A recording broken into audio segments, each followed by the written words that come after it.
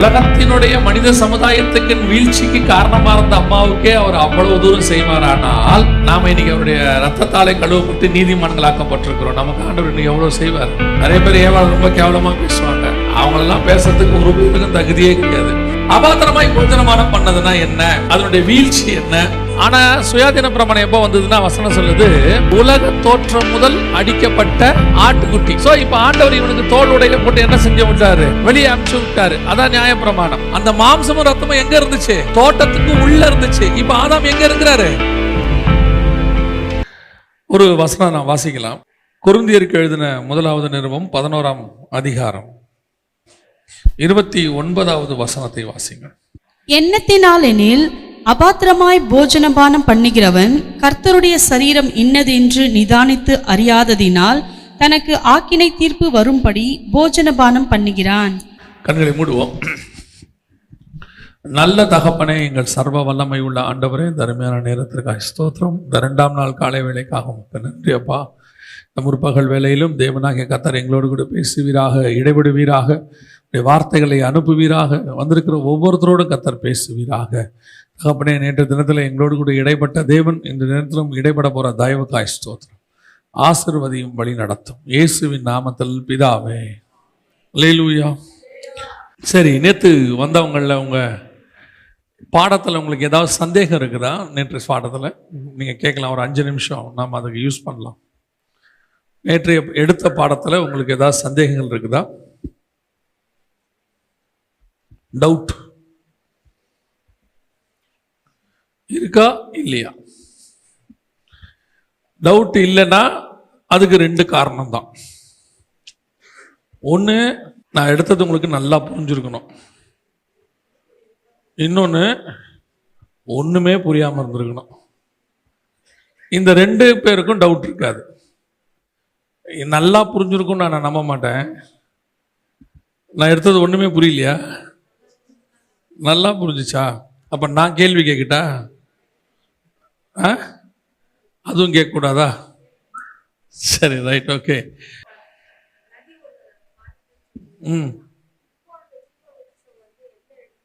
வெளிப்படுத்தல் 2:7 இருக்கு.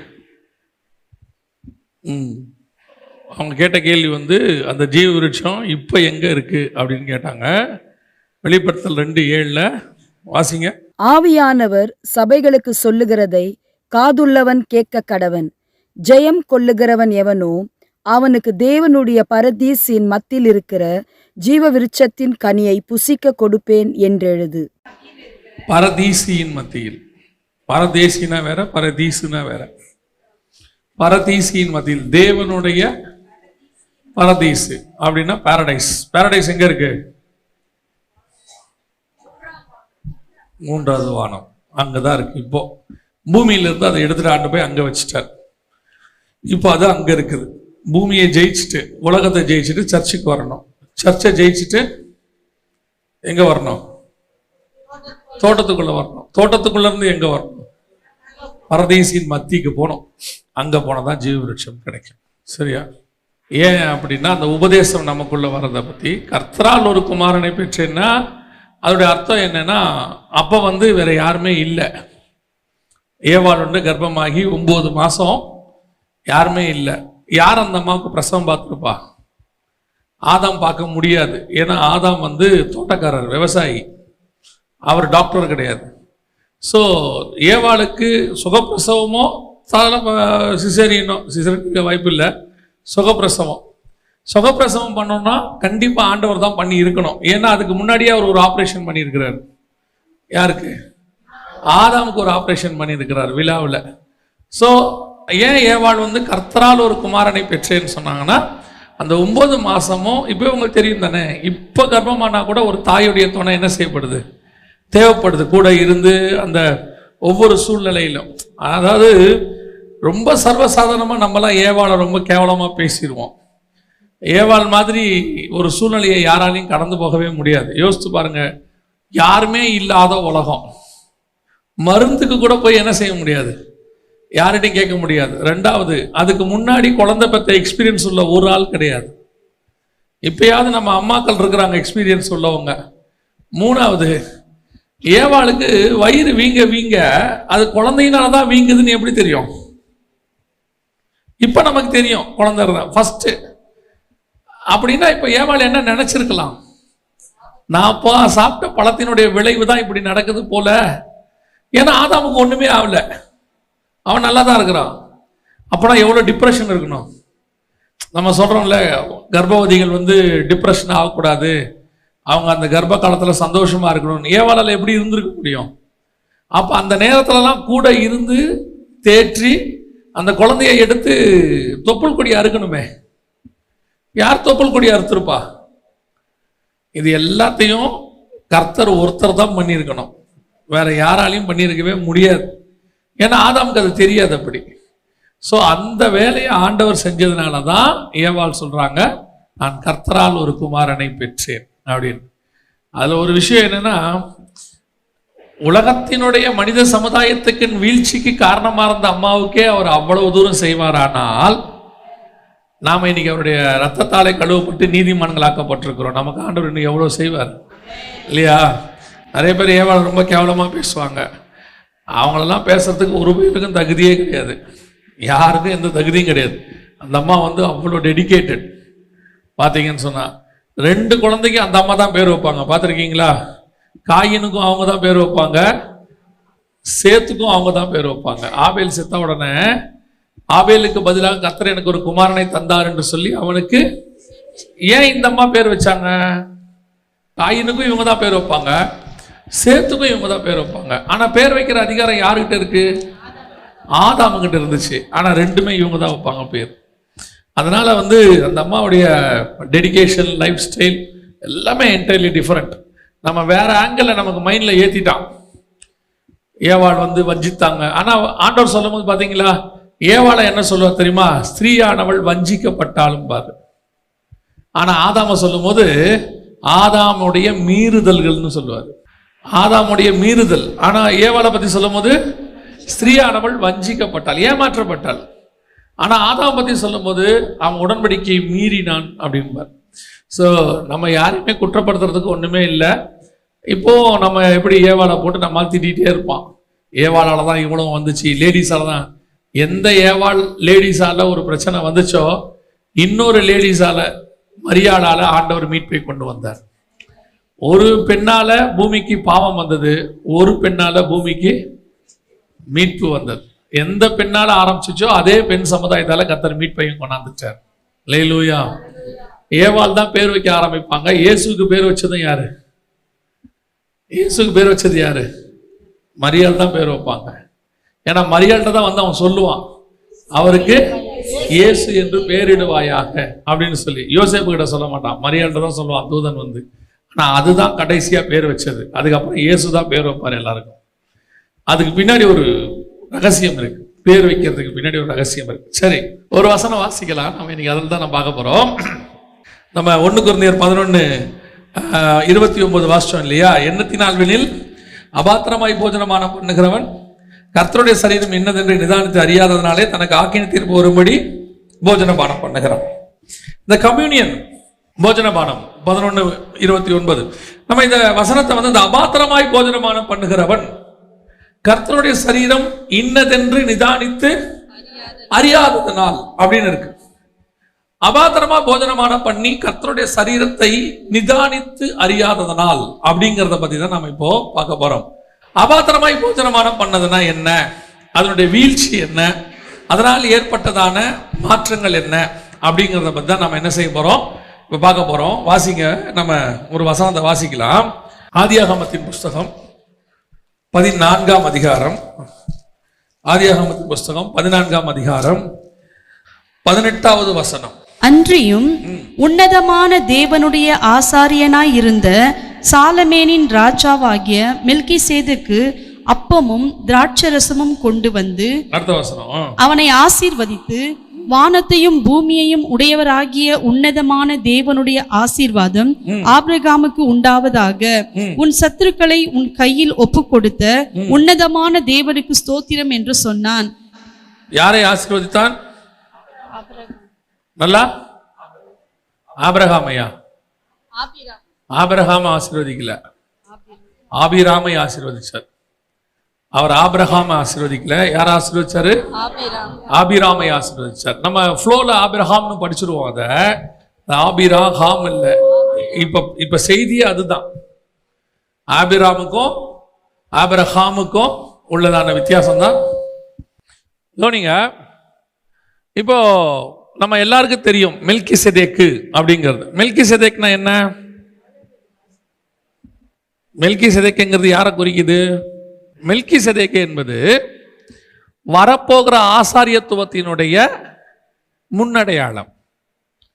வரப்போற ஆசாரியத்துவத்தினுடைய முன்னடையாளம். இப்போ நியாயப்பிரமாணம் ஃபர்ஸ்டா, இப்ப நம்முடைய கிருபையின் பிரமாணம் ஃபர்ஸ்டா, சுயாதீன பிரமாணம் ஃபர்ஸ்டா, நியாயப்பிரமாணம் ஃபர்ஸ்டா?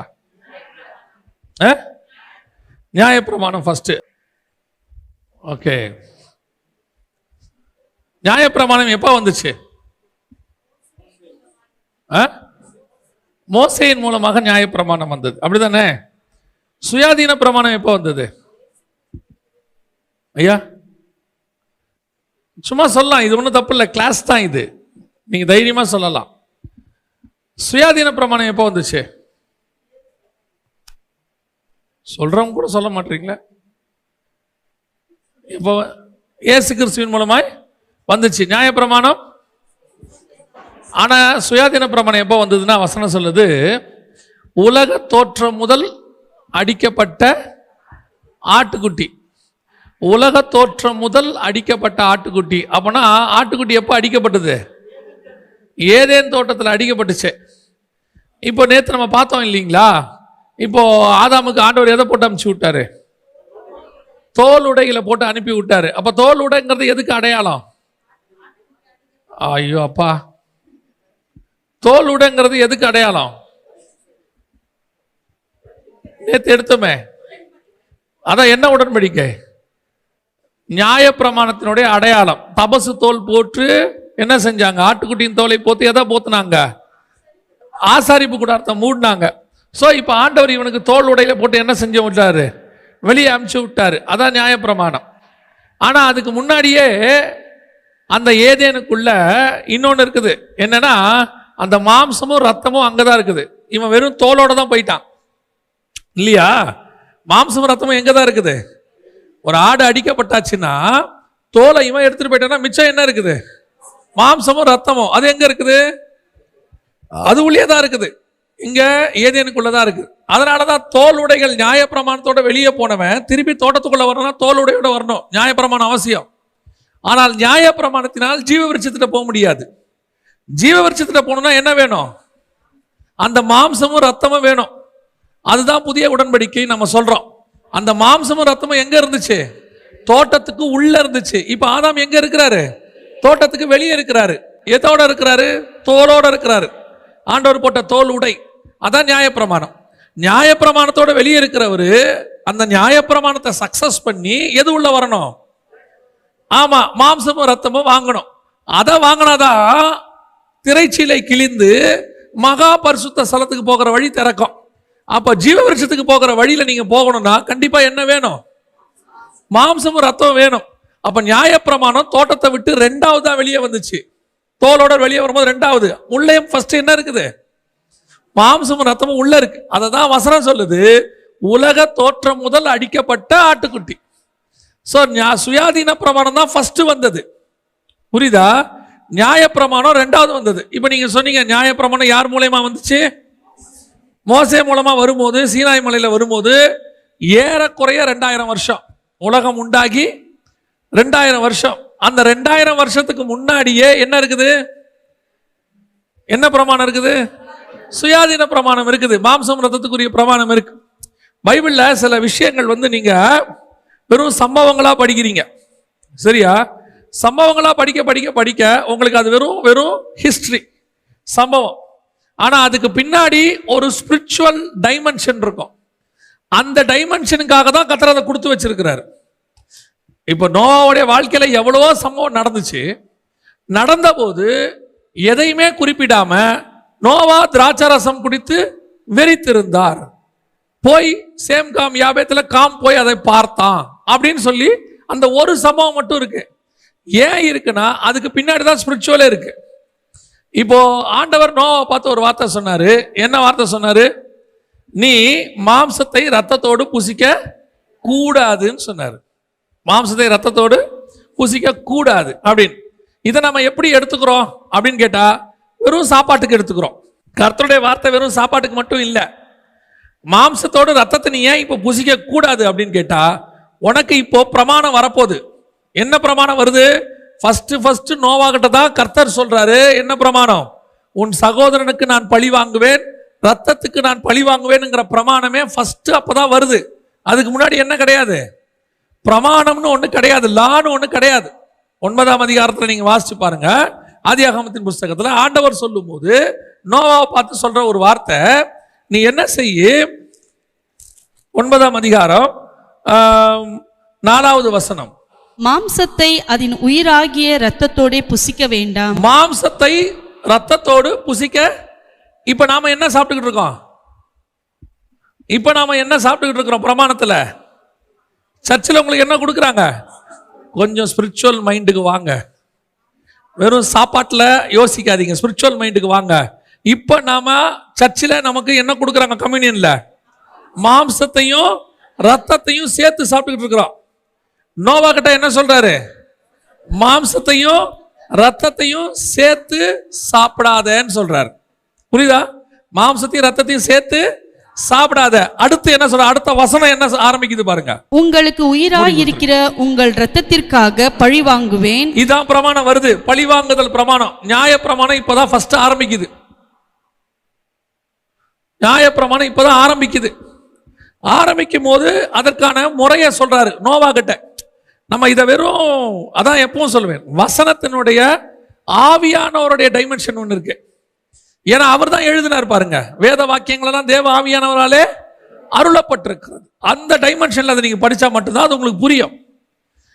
இவங்கிட்ட வந்து சொல்லும் போது சாப்பாட்டை ரத்தத்தோட சாப்பிடாத அப்படின்னு சொல்றாரு.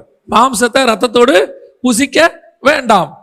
உங்க லைஃப்ல மாம்சத்தை ரத்தம் இல்லாம புசிக்கவே முடியாது, தெரியுமா? நீங்க எவ்வளவு கழுவினாலும் அதுல ஒரு டிராப் ரத்தம் கண்டிப்பா இருக்கும். நீங்க எந்த மாம்சத்தை வேணா கழுவி பாருங்க, சிக்கனோ மட்டனோ அல்லது பீஃபோ எதை வேணா கழுவுங்க, ஒரு டிராப் ரத்தமாக அதில் இருக்கும். கோழிக்கறியை வாங்குங்க, சமைச்சு ஃபுல்லா எடுத்துட்டு பாருங்க, எலும்பை கடிச்சு பாருங்க, உள்ள என்ன இருக்கும்? ரத்தம் இருக்கும். அப்ப ரத்தம் இல்லாம உங்களால என்ன பண்ண முடியாது. அப்ப கர்த்தர் பேசுறது இதை பத்தி இல்ல, இதை பத்தியே இல்ல.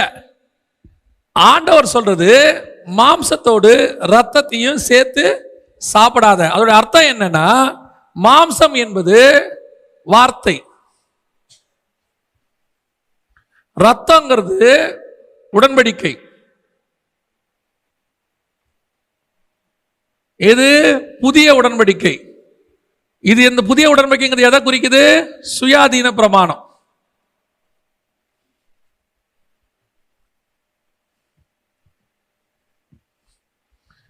இந்த பிரமாணம் இயேசு வரும்போது தான் நீங்க சாப்பிடணும். இந்த பிரமாணத்தை இயேசு வரும்போது தான் நீங்க திராட்சை ரசத்தை என்ன செய்யணும்? ரத்தத்தை சாப்பிடணும். அது வரைக்கும் உங்களுக்கு வார்த்தை உண்டு. வார்த்தை என்னது? நியாய பிரமாணம். அப்பத்தை சாப்பிடலாம், வார்த்தை கிடைக்கும், ஆண்டவர்கிட்ட இருந்து நியாய பிரமாணம் வந்துடும். ஆனா உடன்படிக்கை கிடைக்காது. புரியுதா இப்ப உங்களுக்கு? இப்ப ஆண்டவர் இப்ப மரியாள் வராங்க. மரியாள் வந்து கேட்கறாங்க. என்ன கேட்கறாங்க? கானா ஊர் கல்யாணத்துல யோவான் 2ஆம் அதிகாரத்துல ஏன் திராட்சை ரசத்தை இயேசு கிட்ட வந்து கேட்டாங்க? இயேசு பந்து விசாரிப்புக்காரரா? இல்ல. இயேசு அதுக்கு முன்னாடி அற்புதம் செஞ்சிருக்கிறாரா? இல்ல. நான் சொல்றது புரியுதா? ஏன் இந்த அம்மா வந்து அவர்கிட்ட கேட்டாங்க? அவர்களுக்கு திராட்சை ரசம் குறைவுபட்டிருக்கிறது. 2ஆம் அதிகாரம் யோவான் எடுத்துக்கொள்ளுங்க. திராட்சை ரசம் குறைவுபட்டிருக்கிறது. ஏன் கேட்டாங்க அவங்க கிட்ட? வந்து சம்பந்தமே இல்லாம.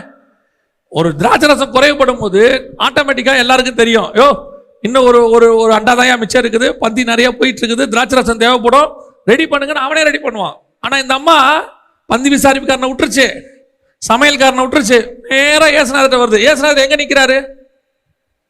இயேசுநாதர் நிக்கிற இடம் எங்க? வெளியே, கல்யாண வீட்டுல இல்ல, வெளியே நிக்கிறாரு. நிக்கிறவர்கிட்ட வந்து கேக்குது, அவர்களுக்கு திராட்சை ரசம் இல்லை. இப்ப இயேசு அந்த இடத்துல சூப்பரா ஒரு வேர்டு சொல்வாரு. என்ன வேர்டு? என்ன சொல்றாரு? அதற்கு இயேசு, ஸ்திரீயே, ஏன் ஸ்திரீயே, ஏன் ஸ்திரீயே, அம்மான்னு ஏன் கூப்பிடல? இல்ல, இயேசு எப்பவுமே அம்மான்லாம் கூப்பிட மாட்டாரு அப்படிலாம் சொல்லாதீங்க. அந்த கானாவூர் கல்யாணம் முடிஞ்ச உடனே பாருங்க, இயேசு தன் தாயாகிய மரியாளுடன் இருக்கும். அந்த கானாவூர் கல்யாணத்தினோட சம்பவம் முடிஞ்ச உடனே இயேசு தன் தாயாகிய மரியாளுடனும் சில காலம் அந்த ஊரிலேயே தங்கி இருந்தார்னு இருக்கும். அவருடைய தாயாரும் அவருடைய சகோதரரும் அவருடைய சீஷரும் அங்கே சில நாள் தங்கி இருந்தார்கள். அப்ப தாயாருங்கிற வேர்டு வருது இல்ல, ஏன் இங்க மட்டும் ஸ்திரீயேன்னு கூப்பிடுறாரு? உடனே நம்மால அத்தனை பேரும் பாருங்க, இயேசு மரியாதை திட்டாரு, பெண்ணேன்னு கூப்பிட்டுட்டாரு, கண்டம் பண்ணிட்டாரு. இல்லைங்க, இயேசுநாதர் அப்படிப்பட்ட ஆளெல்லாம் கிடையாதுங்க. ஸ்திரீயைக்கு பின்னாடி என்ன இருக்கு தெரியுமா? ஸ்திரீயைக்கு பின்னாடி என்ன தெரியுமா இருக்குது? கவனிங்க. இப்ப இந்த அம்மா யாருக்காக திராட்சை ரசம் கேட்கிறாங்க? யூதர்களுக்காக கேட்கிறாங்க. இந்த அம்மா யாருன்னு கேட்டா, நியாயப்பிரமாண காலத்தின் சபையினுடைய முடிவு. அது எப்படிங்க நீங்க சொல்றீங்க? இப்போ ஆதியாகமம் 3:15 வாங்க. இப்போ ஆண்டவர் என்ன சொன்னார் சர்பத்தை பார்த்து? உன் வித்துக்கும் அவள் வித்துக்கும், உனக்கும் ஸ்திரீக்கும், உன் வித்துக்கும் அவள் வித்துக்கும், உனக்கும் ஸ்திரீக்கும், உன் வித்துக்கும் அவள் வித்துக்கும் பகை உண்டாக்குவேன். அப்ப சர்பத்தின் வித்து யாருங்க? வளர்றத பாரு. சர்பத்தின் வித்து யாருன்னா ஸ்திரீயா. சர்பத்தின் வித்து யாரு? அந்தி கிறிஸ்து. ஸ்திரீயின் வித்து யாரு? இயேசு கிறிஸ்து. இப்ப இவரு யாரு இங்க நிக்கிறது? ஸ்திரீயினுடைய வித்து நிக்குது. இந்த அம்மா தான் ஸ்திரீ. இந்த அம்மா தான் நியாயப்பிரமாண காலத்தினுடைய சபை. இப்ப இந்த அம்மா யாருக்காக கேட்கறாங்க திராட்சை ரசத்தை? திராட்சை ரசம் என்பது உடன்படிக்கை. புரியுதா? திராட்சை ரசம் இந்த அம்மா கேட்கறாங்க, யூதர்களுக்கு என்ன கொடுங்க? திராட்சை ரசம் கொடுங்க, உடன்படிக்கை கொடுங்க. இப்ப இயேசு சொல்றாரு, ஸ்திரீயே. ஸ்திரீயேனா நியாயப்பிரமாண கால சபையே. உனக்கும் எனக்கும் என்ன? இது யாருக்குரியது? சுயாதீன பிரமாணம் யாருக்குரியது? புறஜாதியாருக்குரியது. இது உனக்கு எனக்கும் இல்ல. உனக்கும் எனக்கும் என்ன? என் வேலை இன்னும். திராட்சரசம் எடுத்து சீஷர் கையில கொடுக்கும்போது இயேசு என்ன சொல்லி கொடுத்தாரு? தன் வேலை வந்தது என்று சொல்லி இயேசு அப்பத்தை எடுத்து பிட்டு, இதை வாங்கி புசிங்கள், இது உங்களுக்காக விற்கப்படுகிற என்னுடைய சரீரமாக இருக்கிறது என்றார். கரெக்டா அதை கொடுக்கும்போது இயேசு கரெக்டா ஒரு வார்த்தை சொல்வார். என்ன வார்த்தை சொல்வாரு? என் வேலை வந்ததென்று சொல்லி. இப்ப மரியாள்கிட்ட என்ன சொல்றாரு? என் வேலை இன்னும் வரவில்லை. இப்படி சொன்ன உடனே ஒரு நார்மல் தாயா இருந்தா என்ன பண்ணும்? டென்ஷன் ஆகி போகணுமா? போகணும் தானே. ஆனா மரியாள் என்ன தெரியுமா சொன்னாங்க? அவருடைய தாய், அவர் உங்களுக்கு என்ன சொன்னாரோ அதன்படி செய்யுங்கள். இப்ப இவன் யார் சொன்னபடி செஞ்சிருக்கான்? யூதன். இதுவரைக்கும் யூதன் யார் சொன்னபடி செஞ்சிருக்கான்? மோசே சொன்னபடி செஞ்சிருக்கிறான். நியாயப்பிரமாணம். இப்ப சொல்றாரு, மோசே சொன்னபடி செஞ்ச பிரமாணம் முடிஞ்சிருச்சு.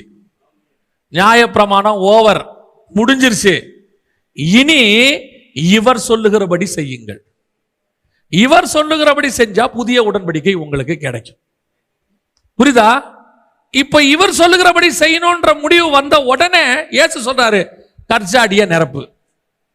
ஏன் கற்சாடி? என்னது? சுத்திகரிக்கிற முறைமையின்படி இருக்கிற கற்சாடி. கற்சாடி எதுக்கு அடையாளம்? மனுஷனுக்கு அடையாளம், மண்ணில் செய்யப்பட்டது. இப்ப என்ன பண்ணோம்? தண்ணியில நிரப்பு. ஏன் தண்ணியில நிரப்பு? அதான் ஞானஸ்தானம். சுத்திகரிப்பு பண்ணு. இப்ப நீ போ, உனக்கு உடன்படிக்கை கிடைக்கும். ஞானஸ்தானம் எடுத்தவனுக்கு என்ன கிடைச்சிச்சு? இயேசு கிறிஸ்துவின் மூலம் உடன்படிக்கை கிடைச்சிச்சு. அந்த ஞானஸ்தானத்தை கொடுத்து ரெடி பண்ணி வச்சாரு. யாரு? யோவான் ஸ்நானகன். இப்ப அவர் மூலமா என்ன கிடைச்சிச்சு? இயேசு மூலமா. இப்ப இயேசுடைய விழாவில் குத்துறவன என்ன வந்துச்சு? தண்ணீரும் திராட்சை ரசமும் தண்ணியும் வெளியே வந்துச்சு. இதான் இங்க நடந்துச்சு. புரியுதா? ஒவ்வொரு சம்பவத்துக்கு பின்னாடியும் ஆவியானவருடைய வியூ இருக்கு. எந்த ஒரு சம்பவமும் அங்க சம்பவமா ஹிஸ்டரியா கிடையவே கிடையாது. அங்க கொடுத்ததுக்கு பின்னாடி ஹெவனுடைய சீக்ரெட் ஒன்று இருக்கும். அதை தேடி கண்டுபிடிச்சு படிக்க வேண்டியதுதான் சபையினுடைய வேலை. புரியுதா?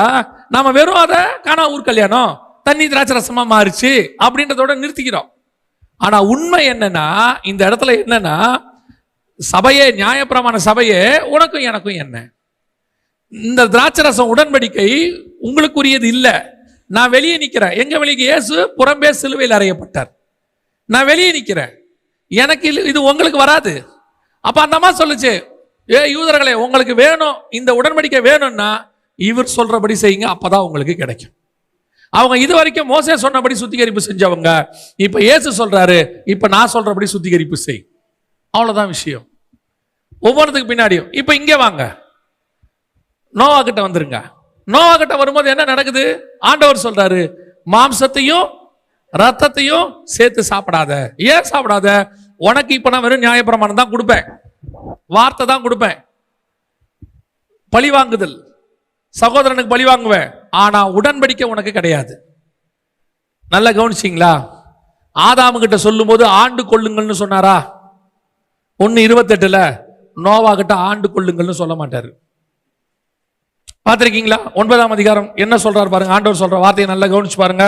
ஆதியாகமத்தில் சொல்லும் போது 9ஆம் அதிகாரம் 1வது வசனம், பின்பு தேவன் நோவாவையும் அவன் குமாரரையும் ஆசீர்வதித்து, நீங்கள் பலுகி பெருகி பூமியை நிரப்புங்கள், உங்களை பற்றிய பயமும் அச்சமும் பூமியில் உள்ள சகல மிருகங்களுக்கும் ஆகாயத்தில் உள்ள சகல பறவைகளுக்கும் உண்டாயிருக்கும், பூமியிலே நடமாடுகிற யாவும் சமுத்திரத்தின் மச்சங்கள் யாவும் உங்களுக்கு கையளிக்கப்பட்டன. உங்ககிட்ட கொடுத்துருக்கேன், அவ்வளவுதான். ஆளுகை கிடையாது. ஆனா ஆதாம்கிட்ட என்ன இருந்துச்சு? ஆளுகை இருந்துச்சு. இந்த ஆளுகை திருப்பி வரணும்னா இயேசு வந்து சாத்தானை ஜெயிச்சாதான் ஆளுகை வரும். ஏன்னா ஆளுகைய சாத்தாங்கையில யார் கொடுத்துட்டான்? ஆதாம் கொடுத்துட்டான். இப்ப ஆளுகையே கிடையாது. அந்த உடன்படிக்கை வந்தாதான் ஆளுகை வரும். இப்ப நல்லா கவனிச்சு கொள்ளுங்க. மோசே கிட்ட ஆண்டவர் நோவா கிட்ட சொல்றாரு, நீ வெறும் மாம்சம் மட்டும் சாப்பிடு, என்னத்தை சாப்பிடாத. இந்த ஸ்பிரிச்சுவல் அறிவு யாருக்கு இல்ல? நோவா கிட்ட இல்ல. நோவா கிட்ட இல்லைன்னு அவர் என்ன பண்ணிட்டாரு? திராட்சை ரசம் குடித்தார். உடன்படிக்கைய அபாத்திரமாய் போஜனமானம் பண்ணதுக்கான அடையாளம். புரியுதா? அபாத்திரமா போஜனம் பண்ண உடனே, பானம் பண்ண உடனே என்ன வந்துருச்சு? நிர்வாணம் வந்துருச்சு. அவன் அபாத்திரமா போஜனம் பண்ண உடனே ஆதாமுக்கு என்ன வந்துச்சு? நிர்வாணம் வந்துச்சு. அவன் அங்க போஜனம் பண்ண உடனே வந்தது என்னது? நிர்வாணம். கர்த்தர் கேட்டாரு, உனக்கு நிர்வாணம் என்று அறிவித்தவன் யார்? நோவா இங்க பானம் பண்ண உடனே வந்தது என்ன? நிர்வாணம். நிர்வாணம் என்று அறிவித்தவன் காம். Same concept. ஆதாமுக்கு தோட்டம், இவனுக்கு கூடாரம்.